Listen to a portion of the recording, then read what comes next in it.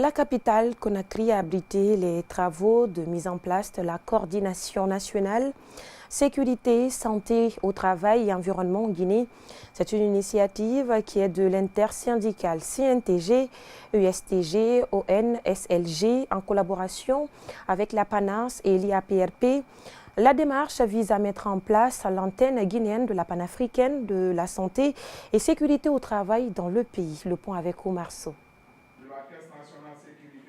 Ces travaux qui ont réuni des acteurs de la classe ouvrière guinéenne et celle africaine s'inscrivent dans le cadre de la mise en place d'une structure syndicale qui aura un rôle à jouer dans la résolution des questions de sécurité et de santé au travail dans le pays. Il est question de mettre en place un comité de coordination que nous avons bien voulu appeler l'intersyndicale de santé et sécurité au travail, des centrales syndicales affiliées à la CSI Afrique, à savoir la CNTG, l'USTG et ONSLG. C'est un combat de longue date, mais qui a abouti aujourd'hui à un bon résultat. Nous ne pouvons pas rester comme ça. Il faut qu'on suive les plaidoyeries, la sensibilisation et la mise en place des coordinations de santé et sécurité dans toutes les entreprises en République de Guinée. Le contexte dans lequel se tient cet atelier d'installation du comité de coordination de l'intercentrale syndicale de santé et sécurité au travail a été rappelé par les autorités. Par ailleurs, des précisions ont été données sur la dite plateforme. Ce n'est pas une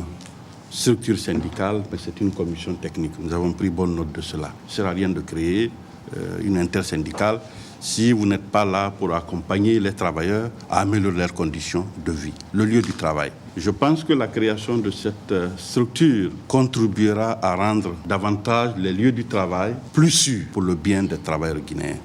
Quant au ministère du Travail et de la Fonction publique, soyez-en assurés qu'il ne ménagera aucun effort pour améliorer les conditions de sécurité, de santé et de bien-être au travail, dans le but de préserver l'intégrité physique et mentale de l'ensemble des travailleurs en République de Guinée.